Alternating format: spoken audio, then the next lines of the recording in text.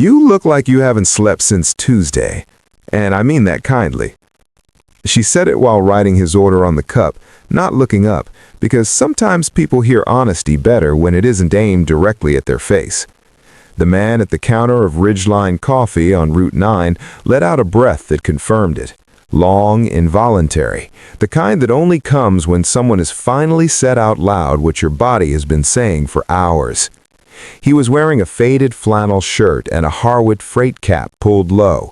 His hands on the counter were large and road-worn, the knuckles dry from cold cab air and the particular punishment of long-haul winters. He had the eyes of a man who'd been watching highway white lines for so long they had begun to appear in his peripheral vision when he closed them. 3 days, he said, give or take. Her name was Wren Calloway, 25 years old. She had been working the early shift at Ridgeline for 16 months, opening the shop at 5:15, watching the highway crowd come through in their different textures of tired. Truckers, night shift nurses, contractors, parents of newborns who had given up on sleep and chosen caffeine instead. She had learned to read them the way you learn to read weather, by the quality of light in their eyes and the angle of their shoulders. This man was running on empty in a way that went past the physical. She made his coffee, large, extra shot, no charge. She slid it across the counter, and when he reached for his wallet, she shook her head once, briefly, and moved to the next order. He stood at the counter for a moment with the cup in both hands, like something he needed to steady himself against. You didn't have to. The first one's on me when you look like that, she said simply. Come back when you've slept. He smiled, tired, genuine, surprised, and walked back to his truck. His name was Callum Drift, and Wren Calloway would not see him again for 2 years. What she knew about him from that single 5-minute exchange, his name from the card he'd tried to use, that he drove long haul for a regional freight company, that he took his coffee black, and that he had a quality of quiet that suggested someone who thought more than he spoke and carried more than he mentioned. What she didn't know, that Callum Drift had been driving trucks for 8 years specifically to save enough to launch a logistics company he had been designing in notebooks since he was 22. That the notebooks, 4 of them filled with route optimization systems and freight network models, were in a bag behind his seat. That he was 3 months away from having enough capital to make his first serious move, and that the exhaustion she'd read in his face was not just the road, but the specific weight of a dream that is close enough to touch, but not yet in your hands. She didn't know any of that. She just knew he needed coffee and wasn't going to ask for it free. Ridgeline's regulars became Wren's second education. She was studying supply chain management at the community college 2 evenings a week, a slow path, but the only one she could afford around her shifts.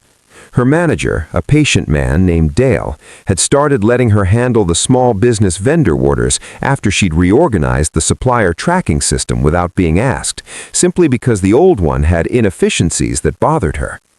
She was good with systems, she just didn't have the credential yet to prove it to anyone who hadn't already watched her work. Her coworker, Tasha, noticed the evening classes, noticed the vendor spreadsheets, noticed the way Wren would sketch supply flow diagrams on the back of order pads during slow afternoons. "You're going to be wasted on espresso eventually," Tasha told her once. Not yet, she meant it, practically. She needed the income and the tuition both, and the math only worked if she kept both moving simultaneously. She thought about the trucker sometimes, not romantically, just as a data point in the particular study she was always conducting about people and what drove them. The notebooks behind the seat, the black coffee, the 3 days of highway behind his eyes. She had met enough people at that counter to know the difference between someone who was stuck and someone who was moving towards something. He was moving, just exhausted by the distance. He came back on a Thursday in October, 2 years and 3 months after the first visit. Different clothes, a clean gray jacket, no freight cap. Same hands, same quality of quiet, completely different eyes. He stood at the counter and she looked up, and the recognition was mutual and slightly delayed, the way recognitions are when context is shifted. "You came back," she said. "I said I would," he said, "when I'd slept." "You look like you have," she said. "I have." A pause. He placed a card on the counter. Callum Drift, founder and CEO, Driftway Logistics. "I also came back because I owe you a conversation and a coffee." She looked at the card, then at him, then back at the card in the way you look at something when you're recalibrating several things simultaneously. "You started your company," she said. "8 months ago. We're running 14 routes across 6 states. He paused. "I thought about something you said for a long time after that morning. I told you that you looked tired. You said, 'Come back when you slept.'" He looked at her steadily. "It was the first time in about a year that someone spoke to me like I was a person who was going to be okay on the other side of being exhausted. Not a problem, not a number, just someone who needed coffee and sleep and would come out fine." Another pause. It mattered more than I knew how to say at the time. Ren made his coffee, black, large, same as before, and set it on the counter. She didn't charge for it. Old habit. He noticed. "Ren." "It's still the same policy," she said, "for people who came back from something." He looked at her for a moment with the expression of a man who has something specific to say and is choosing his words. "I need a logistics coordinator for our mid-Atlantic operations, someone who understands supply flow, can build vendor systems, and thinks in networks rather than individual transactions." He paused. "Dale told me you reorganized his entire supplier tracking. He also told me you're finishing a supply chain certification in the spring." She went still. "Dale talked to you?"